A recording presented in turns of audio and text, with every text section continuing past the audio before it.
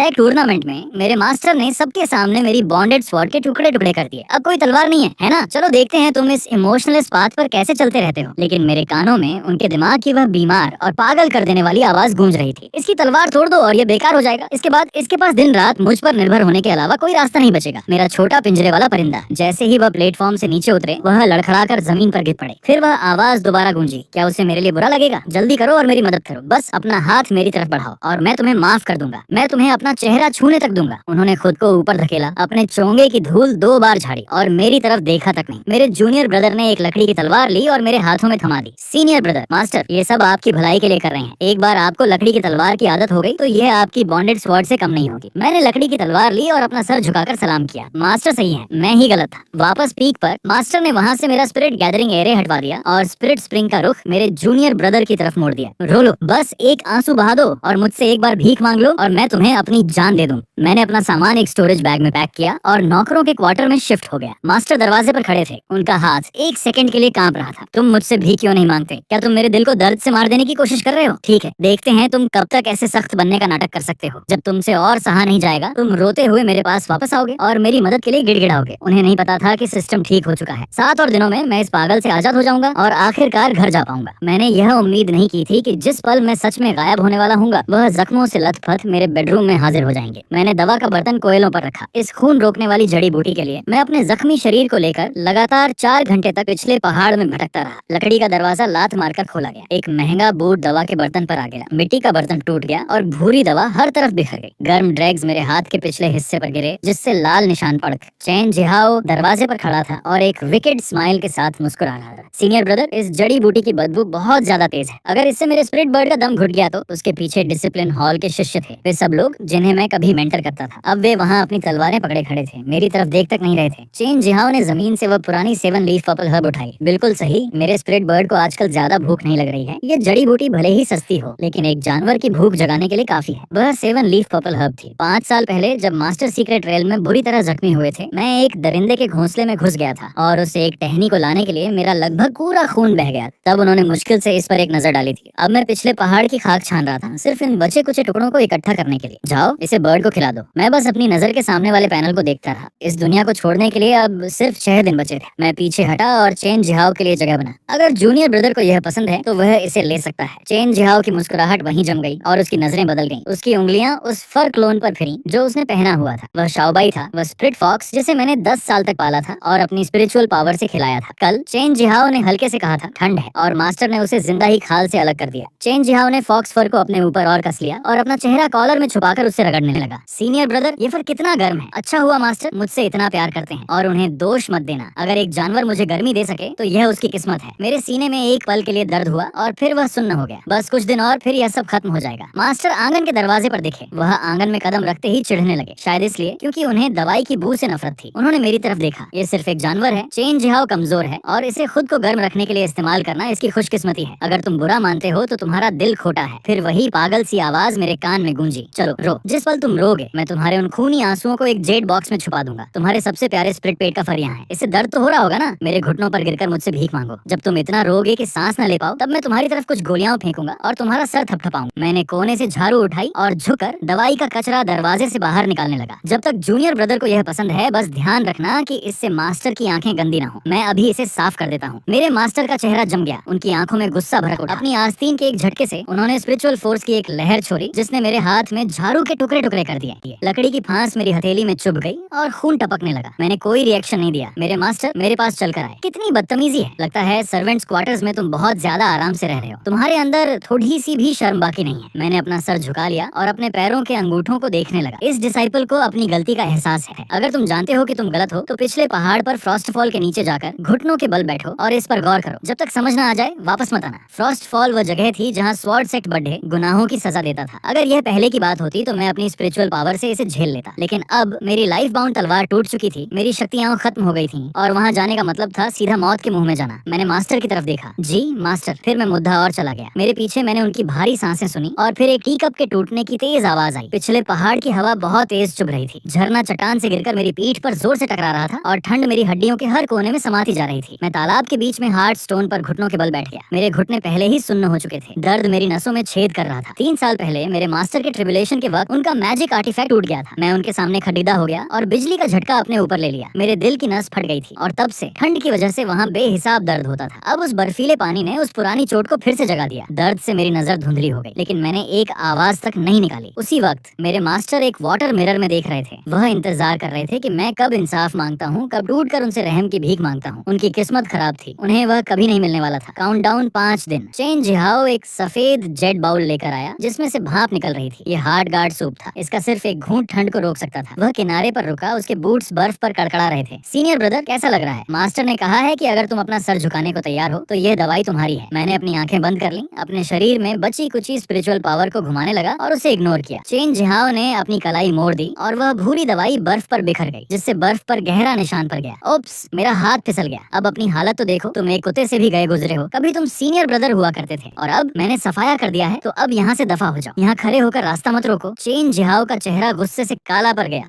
Pressure की एक लहर नीचे आई और मेरे मास्टर एक ठंडे एक्सप्रेशन के साथ वहाँ उतरे। उन्होंने चेन जिहाओ को अपने पीछे छुपा लिया। वह मेरी तरफ बिल्कुल मायूस होकर देखने लगे। उनकी उंगलियां चली। उन्होंने मेरे शरीर के सारे प्रेशर पॉइंट सील कर दिए। अब कोई स्पिरिचुअल पावर बची नहीं थी इसे रोकने के लिए, इसलिए ठंड तुरंत मेरे ऑर्गन में भर गई। मैंने एक मुंह भर खून की उल्टी की। अगर तुम अब भी सबक सीखने से इनकार करते हो तो 10,000 सर्पेंट्स पिट में जाओ। वह सेक्ट का एक फॉरबिडन एरिया था, एक गहरा गड्ढा जो जहरीले सांपों से भरा था। अब डर लग रहा है ना? तुम्हें हमेशा से ऐसे गीले और ठंडे जीवों से नफरत रही है। अगर तुम मेरी रोप पकड़ डियाज कर मदद के लिए रोगे तो मैं तुम्हें यहाँ से ले जाऊंगा। वह क्लिफ के किनारे खड़े होकर इंतजार कर रहे थे कि मैं उनके पैरों में गिर जाऊं। मैंने अपने मुंह से खून पोंछा। एक चट्टान का सहारा लेकर मैंने खुद को खड़ा किया और क्लिफ के किनारे की तरफ चलने लगा। Thank you master. फिर मैंने छलांग लगा दी। हवा मेरे कानों के पास चीख रही थी। उस पल मैंने सुना कि मेरे मास्टर की सांस लेने की रफ्तार बिगड़ गई। काउंटडाउन 4 दिन, 10,000 सरपेंट्स पिट। बिल्कुल अंधेरा था। सांप मेरे पूरे शरीर पर रेंग रहे थे। उनके दांत मेरे मांस में धंस रहे थे। वह जगह बहुत बुरी तरह महक रही थी, गंदी और सड़ी हुई। मैंने खुद को कीचड़देच में घसीटा। 5 साल पहले अपने मास्टर को बचाने के लिए मैं इस जगह पर आधे महीने तक रुका था और सांपों को पीछे धकेला था, लेकिन अब मैं बिल्कुल अकेला था। 3 दिन और 3 रातों तक मैं एक बार भी नहीं रोया। जब भी मुझे लगता कि मैं अब और बर्दाश्त नहीं कर सकता, मैं बस उस पैनल को घूरता रहता। 10वें दिन की सुबह मैं घिसते हुए वापस क्लिफ के ऊपर पहुंचा। सूखे हुए खून से लथपथ मेरे कपड़े फटे हुए थे और हर जख्म गहरा और सर रहा था। मेरे मास्टर और चेन जिहाओ क्लिफ के किनारे खड़े थे। चेन जिहाओ ने एक चीख मारी और उनके पीछे छुप गया। मेरे मास्टर का शरीर सख्त हो गया। उन्होंने एक कदम आगे बढ़ाया, अपना हाथ आधा उठाया, फिर उसे वापस गिरा दिया। उन्होंने एक स्पिरिचुअल बैरियर खोला और मुझसे और दूर हो गए, जैसे उन्हें डर हो कि वहाँ खड़े होने भर से मैं उस जगह को गंदा कर दूंगा। मेरे मास्टर की आवाज भारी हो गई थी। सरपेंट गॉल ब्लैडर मेरे हवाले करो। जियाहाओ को ठीक होने के लिए इसकी जरूरत है। फिर यहाँ से निकल जाओ और खुद को साफ करो। मैंने अपनी मुट्ठी खोली। सरपेंट किंग का गॉल ब्लैडर मेरी हथेली में था। चेन जियाहाओ एक रुमाल अपने हाथ पर लपेट कर आया उसे लेने के लिए। जैसे ही उसने लिया, उसका पैर फिसल गया और उसका भारी कढ़ाई वाला बूट मेरे दाहिने हाथ पर जोर से पड़ा। मैंने अपने होंठ भींचे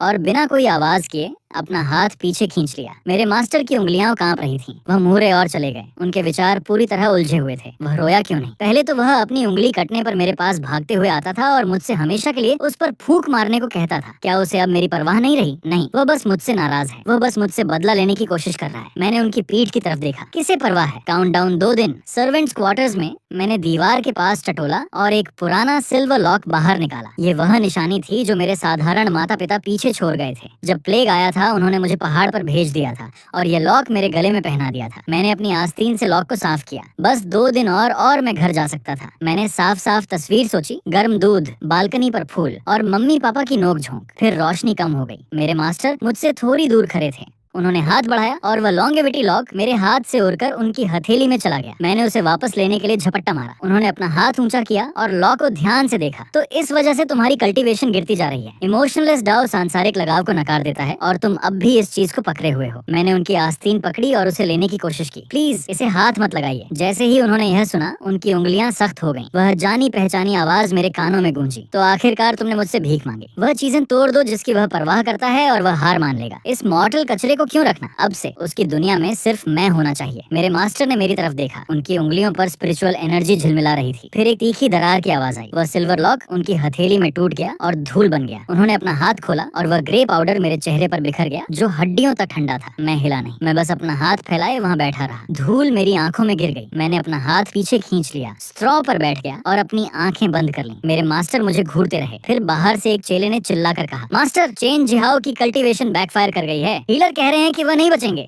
मेरे मास्टर ने मेरी कलाई इतनी जोर से पकड़ी कि लगा जैसे मेरी हड्डियां टूट जाएंगी। मेरे साथ चलो। मेन हॉल में चेन जिहाओ एक जेड काउच पर लेटा था। उसके मुंह के कोने में हर तरफ खून था। हीलर्स का एक ग्रुप फर्श पर घुटनों के बल बैठा था, अपनी रिपोर्ट दे रहा था। जूनियर ब्रदर, चेन की हार्ट मेरिडियंस डैमेज हो गई हैं। उन्हें कैटलिस्ट के रूप में किसी ऐसे इंसान के दिल का खून चाहिए जो उसी कल्टीवेशन पाथ पर हो। स्वॉर्ड सेक्ट में इमोशनलेस डाउ पर सिर्फ मैं और मेरे मास्टर थे। उन्होंने एक खंजर बाहर निकाला और उसे मेरे सामने रखा। इसे बचाओ। मैंने उस ब्लेड की तरफ देखा। मैं वैसे भी जल्द ही जा रहा था। अगर यह शरीर बर्बाद भी हो जाए तो कोई फर्क नहीं पड़ता। ठीक है। मैंने अपनी रोब खोली और अपना सीना नंगा कर दिया, जो पुराने जख्मों के निशानों से भरा था। ये वह जख्म थे जो उनके लिए ट्रिब्यूलेशन स्ट्राइक्स झेलते वक्त मुझे मिले थे। मेरे मास्टर की नजर उन पर पड़ी और खंजर पकड़े हुए उनका हाथ रुक गया। चेन जिहाओ ने काउच पर दर्द से कराहने की आवाज की। मेरे मास्टर ने हरकत की। वह खंजर मेरे मांस में धंस गया, सीधा मेरे सीने में, और दर्द की एक लहर मेरे अंदर से गुजर गई। मैंने अपने दांत भींचे और खामोश रहा। उन्होंने अपनी कलाई मोड़ी और सुनहरी लाल खून की 3 बूंदें बाहर निकल आईं। जिस पल मेरे दिल का खून मेरे शरीर से बाहर निकला, मैं गिर गया। मेरी आंखों के सामने अंधेरा छा गया। उस बेहोशी में मेरे मास्टर ने आगे बढ़कर अपना हाथ मेरे सीने पर रखा। उन्होंने खून बहना नहीं रोका, बल्कि उन्होंने खून से लथपथ कपड़े का एक टुकड़ा कतर कर अपनी आस्तीन में छुपा लिया। वह आवाज फिर बोली, कितना खून है, अभी भी गर्म है। ये उसके दिल का खून है, इसे छुपा लो, बाद में मुझे दिखाना। हॉल चेलों से भरा हुआ था। उन्होंने मुझे फर्श पर गिरते हुए देखा और उनमें से कोई भी एक कदम आगे नहीं बढ़ा। आप कह सकते थे कि सीनियर ब्रदर हमेशा से जूनियर ब्रदर चेन से नाखुश थे। नहीं सोचा था कि वह उन्हें इतना उकसाएंगे। थोड़ा सा खून निकालना तो आसान सज्जा है। सच में वह इसी के लायक था। मैं फर्श पर लेटा रहा, उस ट्रांसल्यूसेंट पैनल को घूरता रहा। काउंटडाउन में बस एक दिन बचा था, बस पहुंचने ही वाला था। मैंने अपनी आंखें बंद कर ली। काउंटडाउन खत्म होने में अब सिर्फ 3 घंटे बाकी थे। आज स्वॉर्ड सेक्ट में हलचल मची हुई थी। पूरे माउंटेन गेट पर लाल रेशम लटका था और हवा में संगीत गूंज रहा था। ये चेन जिहाओ की कोर फॉर्मेशन सेरेमनी थी। उन्होंने मुझे कालकोठरी से खींचा और सफेद जेड की लंबी सीढ़ियों से घसीटते हुए ले गए। मेरे मास्टर ऊपर एक सफेद जेड के तख्त पर बैठे थे और चेन जिहाओ उनके बगल में था। उन्होंने मुझे जबरदस्ती प्लेटफॉर्म के बीच में खड़ा किया, जहाँ 2 लॉ एनफोर्समेंट डिसाइपल्स ने मेरे कंधे दबाए और मुझे घुटनों पर बिठाने की कोशिश की। मैंने इनकार कर दिया। मेरी नी कैप्स ठंड और दर्द से जल रही थी, लेकिन फिर भी मैं सीधा खड़ा रहा। फिर मैंने ऊपर देखा और अपने मास्टर को देखा, जो नीचे मेरी तरफ घूर रहे थे। उनकी आवाज स्पिरिचुअल पावर की वजह से पूरे सेक्ट में गूंज रही थी। तुम अपने साथ के डिसाइपल से जलते थे और तुम्हारा दिल काला हो गया था। अब जब चेन जिहाओ अपनी कोर बना रहा है, तो उसे अपनी ओरिजिन को संभालने के लिए एक सुप्रीम स्वॉर्ड बोन की जरूरत है। उसका सीनियर ब्रदर होने के नाते ये तुम्हारा आखिरी प्रायश्चित है। अपनी स्वॉर्ड बोन निकाल कर बाहर करो। तो ये था असली फिनाले, मेरी पैदाइशी स्वॉर्ड बोन, बिना तुम्हारी तलवार के। देखते हैं तुम इमोशनल पाथ पर कल्टीवेशन कैसे करते हो। लेकिन मेरे कानों में उनकी वह घटिया और पागल कर देने वाली इनर वॉइस गूंज रही थी। ये वही टॉप टियर स्वॉर्ड बोन थी जिससे पूरी कल्टीवेशन दुनिया जलती थी और जिस पर मास्टर कभी सबसे ज्यादा गर्व करते थे। अब वह इसे अपने हाथों से निकाल कर दूसरे के शरीर में डालने वाले थे। सीनियर ब्रदर, प्रायश्चित के लिए अपनी स्वॉर्ड बोन दे दो। ये नारा किसी लहर की तरह गूंज रहा था। मैंने मास्टर को देखा। उनका चेहरा अब भी ठंडा और मगरूर था, लेकिन अंदर ही अंदर उनकी आवाज मुझ पर चिल्ला रही थी, अगर तुम अभी घुटनों पर गिर जाओ, यहाँ रेंगते हुए आओ और मेरे लिबास का कोना चूमो। अगर तुम सबके सामने ये मान लो कि तुम मेरे बिना नहीं रह सकते, तो मैं तुम्हें छोड़ दूंगी। चलो, इतने जिद्दी मत बनो। अगर वह स्वॉर्ड बोन चली गई तो तुम बेकार हो जाओगे और तब तुम्हारे पास सिर्फ मेरे बगल में ही जगह बची होगी। उन्होंने एक परफेक्ट जाल बिछाया था। उन्हें लगा कि जब तक मैं जिंदा हूँ, वह हमेशा मुझे कंट्रोल कर सकते हैं। पर अफसोस, उन्होंने एक गलती कर दी। मैंने कभी जिंदा रहने का सोचा ही नहीं था। मैं धीरे से सीधा खड़ा हुआ, उन एनफोर्सर्स को झटक दिया जो मुझे पकड़े हुए थे, और उस जगह को देखा जहाँ मैं 20 साल रहा था। हर घास का तिनका, हर पेड़, मैं इनकी हिफाजत अपनी जान देकर करता था। अब यह सब गंदा लग रहा था। आपको यह खुद करने की जरूरत नहीं पड़ेगी। अगले ही पल मैंने अपना दायां हाथ उठाया। उंगलियां किसी तलवार की तरह तेज थीं। मेरी उंगलियों पर स्पिरिचुअल पावर की आखिरी बूंद जली और मैंने उसे सीधा अपनी पीठ में घोंप दिया। क्या तुम्हारा दिमाग खराब हो गया है? मास्टर उछलकर खड़े हो गए और उनके चेहरे का सुकून पल भर में टूट गया। सब हैरत में जम गए थे। दांत पीसते हुए मैंने अपनी रीढ़ की हड्डी के पास उंगलियां फंसाई और उसे बाहर खींचा, इंच दर इंच। वह चमकती हुई स्वॉर्ड बोन मेरे शरीर से बाहर निकल आई। पूरा मैदान खामोश हो गया। खून से लथपथ मैं वहाँ अपनी स्वॉर्ड बोन पकड़े खड़ा था, जो अब भी लाल टपक रही थी। मेरा शरीर मुश्किल से खड़ा था। यह रही वह स्वॉर्ड बोन जो आपको चाहिए थी। मैंने मास्टर के सफेद पर चुके चेहरे को देखा। अब उनके दिमाग में सिर्फ डर था। वह चिल्ला रहे थे, यूफान रुको, अभी रुको, मुझे यह नहीं चाहिए, मैं यह नहीं चाहता। मैं हंसा। मैं इतनी जोर से हंसा कि मेरी आंखों से आंसू निकलने लगे। मास्टर, ये कल्टीवेशन, ये शरीर और खून, मैं आज सब आपको वापस कर रहा हूँ। मैंने अपना हाथ भींच लिया। क्रैक! वह टॉप टियर स्वॉर्ड बोन मेरी मुट्ठी में चूर चूर हो गई और पूरे सेक्ट में राख बनकर बिखर गई। अब मुझ पर आपका कोई कर्ज नहीं है। आप दोनों को उम्र भर की खुशियां मुबारक। काश हम दोबारा कभी न मिलें। ठीक उसी वक्त सिस्टम का काउंटडाउन 0 हो गया। होस्ट सफलतापूर्वक अलग हो गया। नहीं, वह किसी पगले की तरह नीचे भागे, लेकिन उनके हाथ में सिर्फ हवा में उड़ते हुए चमकीले कण आए। मैं पूरी तरह हवा में गायब हो गया, बिना अपनी रूह का एक तिनका छोड़े। प्लेटफॉर्म पर मास्टर बीच में ही रुक गए, हवा में हाथ फैलाए हुए। उसने मुझसे फिर झूठ बोला। वह मरने की हिम्मत कैसे कर सकता है? उसने कहा था वह मेरे बिना नहीं रह सकता। उसने कहा था मैं ही उसका अकेला प्यार हूँ। वापस आओ, यहाँ वापस आओ। उन्होंने किसी दीवाने की तरह अपने नंगे हाथों से पत्थर की टाइल्स उखाड़ दी, ये ढूंढने के लिए कि क्या मेरा कोई निशान बचा है। पर वहाँ कुछ नहीं था, रूह का एक कतरा भी नहीं। सबसे खतरनाक सोल सर्चिंग टेक्निक से भी वह मेरा निशान नहीं ढूंढ पाए। चेन झाओ डर गया था। वह अपनी सीट पर गिर गया और डरते हुए बोला, मास्टर। मास्टर ने झटके से अपना सिर घुमाया। उनकी आंखें खून की तरह लाल थीं। बाहर निकल। उन्होंने एक पाम स्ट्राइक मारी। चेन झाओ को चीखने तक का मौका नहीं मिला और उसका आधा शरीर खून के बादल में बदल गया। उसका खून और मांस थूक दो। किसने कहा तुम उसकी बोन ले सकते हो? किसने तुम्हें इजाजत दी? उस दिन वह स्वॉर्ड सेक्ट हेल बन गया। दुनिया का नंबर 1 स्वॉर्ड वेनरेबल पूरी तरह से डेमोनिक मैडनेस में गिर गई। फिर सीन बदला और एक गर्म लेकिन तेज धूप के नीचे मैं एक नरम गद्दे पर झटके से उठकर बैठ गया। बेडरूम का दरवाजा खुला। मेरी माँ गर्म दूध का गिलास लेकर अंदर आई। उनके चेहरे पर एक चिंता भरी मुस्कान थी। यूफान, क्या तुमने कोई बुरा सपना देखा? मैंने उन्हें खाली नजरों से देखा और अचानक मेरी आंखों से आंसू बहने लगे। माँ, वह एक शब्द पूरे 3 साल तक कहीं दबा हुआ था, जैसे एक पूरी जिंदगी बीत गई हो। 3 साल के उस सपने के बाद मैं आखिरकार घर वापस आ गया था, लेकिन उस दूर की कल्टीवेशन दुनिया में मास्टर पागल हो चुके थे। हर एक सोल सर्चिंग टेक्निक आजमाने और कुछ न मिलने के बाद वह सेक्ट के फॉरबिडन ग्राउंड में घुस गए। वह सेक्रेट रूम उन सारी ट्रॉफियों से भरा था जो उन्होंने इकट्ठा की थी। मुझे यकीन नहीं है कि तुम मर चुके हो। तुम्हें कहीं न कहीं तो छुपा होना ही होगा। अचानक उन्होंने अपनी कलाई चीर दी और फर्श पर बने उस अजीबो गरीब एरे में काला तरल पदार्थ बहने लगा। वह अपनी 10,000 साल की कल्टीवेशन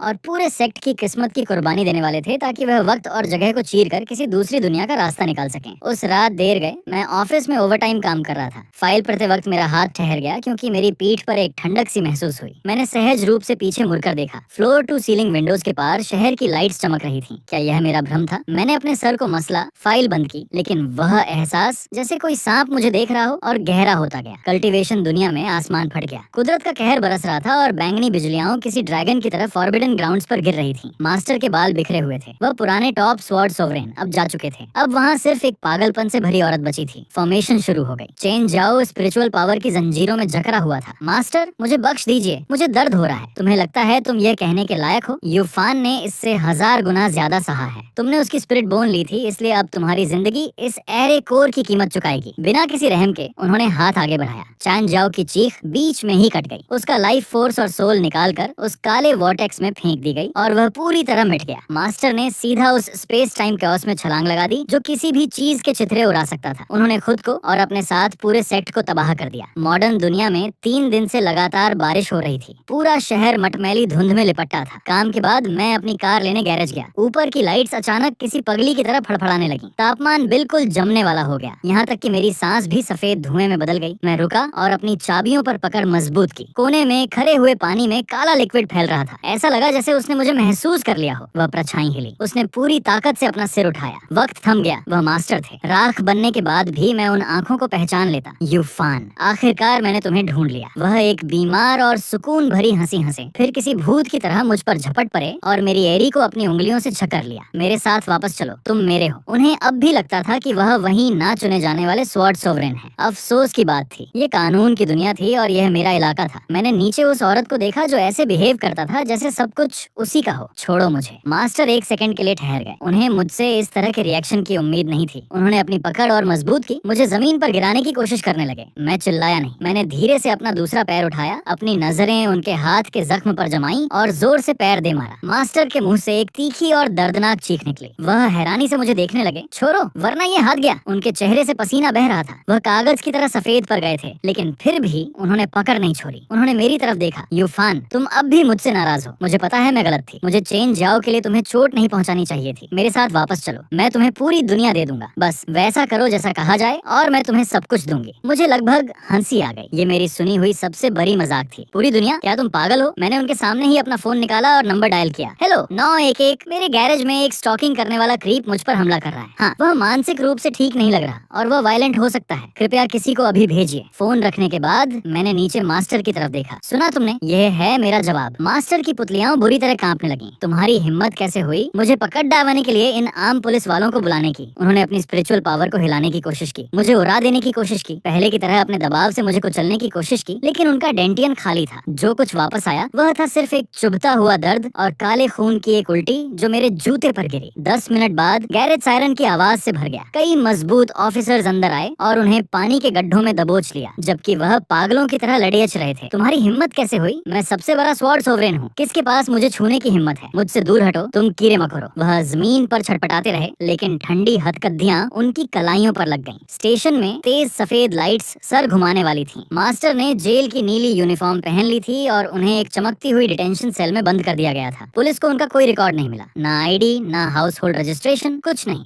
और जिस तरह से वह बड़बड़ा रहे थे, लोग उन्हें ऐसे देख रहे थे जैसे वह किसी गहरे भ्रम में हो। कुछ दिन बाद फॉरेंसिक साइकी इन्वेस्टिगेशन के बाद मास्टर को सीवियर स्किज़ोफ्रेनिया डायग्नोजन किया गया और उन्हें बेहद खतरनाक करार दिया गया। उन्हें जबरदस्ती एक साइकियाट्रिक हॉस्पिटल के हाई सिक्योरिटी वार्ड में ट्रांसफर कर दिया गया। वह पूरी तरह अपना आपा खो चुके थे। दीवारों पर बेकार की फॉर्मेशंस खुरच रहे थे, वार्डन्स पर चिल्ला रहे थे और उन्हें घुटनों पर बैठने का हुक्म दे रहे थे। बदले में उन्हें सिर्फ इंजेक्शन मिलते।